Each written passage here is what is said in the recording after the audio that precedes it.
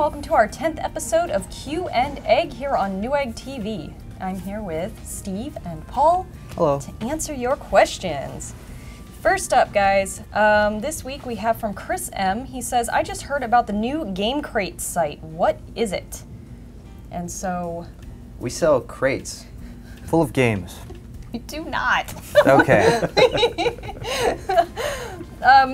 Basically, you know, we've talked to the Game Crate people. They're a little bit separate from what we do here, but we are going to be working on collaborating with them pretty soon for packs and stuff, right? Yeah, and actually, you might have seen Nick. He's conducted a couple interviews, so yes. But Game Crate, Nick says, Game Crate is the newest part of the Newegg family. It's a gaming site with news, reviews, and interviews focused on gamers, and games and hardware and gadgets, and so they really want to make it a community place where people can get all of the information that surrounds that world.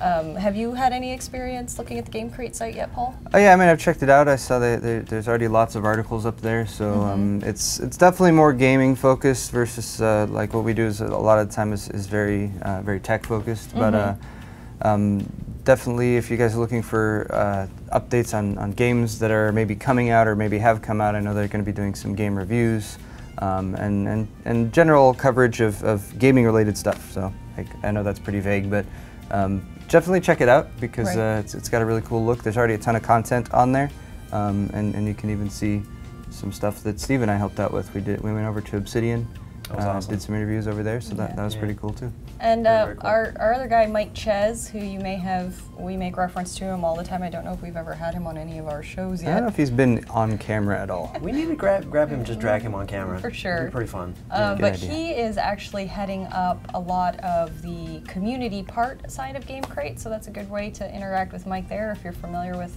Mike Ches. He's going to be working with them over on that as well, so definitely check it out by going to gamecrate.com, and you can see the new direction that Newegg is going to be going with its gaming community. Nice. Very cool. All right, the next one comes from Mike N. And he asks, among the whole Newegg TV team, how would you rate yourselves among each other in terms of tech savviness? In other words, who is the most savviest, least savviest, and what makes that so?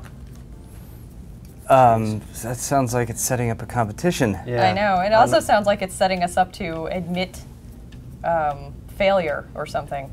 I'm a little scared. I feel comfortable saying I'm a 7. I definitely say that A Paul is the 7 most. of 10? Yeah, if we're Okay. gonna rate it something like that, yeah, I'd say Paul Oh my is god, if definitely you're the a most. 7, then I'm a 3. Well, no, I mean, I don't know. Just because I know enough to know what I don't know is what it is. Yeah. Like I feel comfortable talking about a lot of different tech, but I don't, and I'll say immediately if I don't know anything about it, and I'm always interested in learning more. So Right. that's why I'm lucky. That's why I'm lucky to be here. How would you rate yourself, Paul? I guess maybe a 7.1, probably. Just barely staying ahead of Steve. That's really my goal. As long as I can just have that one little tidbit of knowledge more than Steve. That's it. No.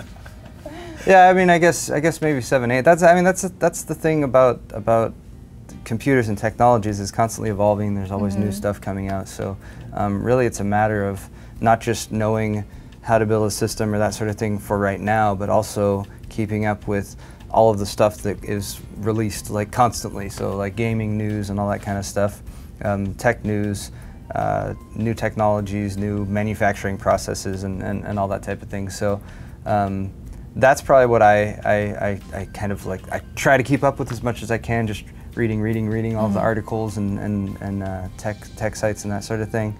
And then apart from that, fortunately, like kind of the basics of building a system have been roughly the same for quite some time. See, I'm looking at it more like when you're in a game and you have a character that has to have a bunch of different skills, and each one of those skills has a different level, and as you level up each skill, then you have to go back and try to level up a different skill or get a different tool or something like that. Because the reality, Mike, of our situation is we don't all just have to know something about computer tech or PC tech. We have to know a little bit of everything about everything we sell at Newegg, and that is challenging. So Yes, it is. I mean, I figure like for something like video cards, I would consider myself like a level like 5 on video cards now. when I used to be a level 0. On TVs, I'm like a level 3 or 4.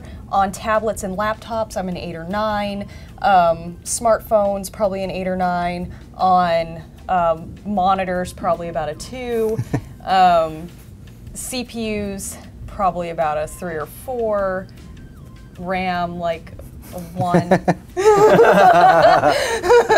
So I mean, there's such a huge number of categories we have to know, and then there's like all the other random little tech we have to know, like peripherals and household speakers, computer speakers, home entertainment products, and things like that. So if crazy CE stuff and everything, it's hard to come up with one holistic number for me that encompasses where I'm at, because I'm definitely at different levels for different things. I'd agree to that too. Yeah, actually, this reminds me a little bit about an IT gentleman I worked with at another company who's so funny. I would always ask him a general question about something, and he'd say, "Yeah, sure, come on to my office and we'll talk about it." So I'd run down to his office. It took me like 3 minutes to get down there, and he explained it all to me. I'm like, "Man, how do you know so much about so many things?" And he's like, "You know, it's a funny story, Steve." He said, I believe it's 5 minutes. And I was like, "What are you talking about?" He said, "All I need is 3 to 5 minutes to seem like I know more than you. Because all I did is I knew a little bit about what you're talking about. I just did some searching real quick before you walked to my office to confirm everything, and we sat and had like a 15-minute conversation about it." I was like, "Wow, you've just shattered all my illusions about you right now." So it's pretty funny. The internet confirmation of things is always important, and that's something that we'll also easily do here. Is if we have a project and be like, "Well, I have a vague idea of that." You got to go in and do the homework, do the research, and then you can present something a lot more comfortably and a lot more legitimately. So that's always important. The internet is probably the most tech-savvy person who works here at Newegg. Totally agree with that. All right, and our final question comes from our new Twitter account. If you guys haven't already, you can follow Q&Egg at Q&Egg on Twitter, and you can tweet questions to us to get them on the show. So I'm using the email as well as the Twitter, just because it makes it easy. I can grab quick questions off of Q&Egg on Twitter. So this one comes from at Connor Bramham. He says, "What is the most amazing thing you have ever seen?" It can be anything.